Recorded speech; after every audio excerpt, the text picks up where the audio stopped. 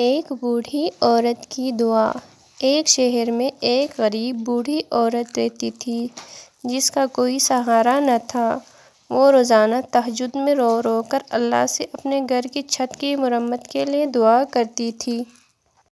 ایک رات ایک امیر تاجر اپنی قیمتی گاڑی میں راستہ بھول گیا اور سخت بارش کی وجہ سے اسی بوڑھی عورت کے ٹوٹی ہوئی گھر کے باہر رکنے پر مجبور ہو گیا۔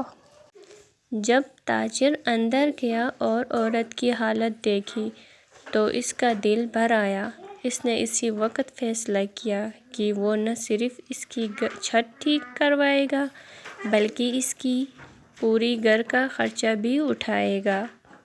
بوڑھی عورت مسکرائی اور بولی، بے شک اللہ راستہ بھولے ہوئے لوگوں کو ان کے پاس بھیج دیتا ہے جو اللہ کا راستہ نہیں بھولتے۔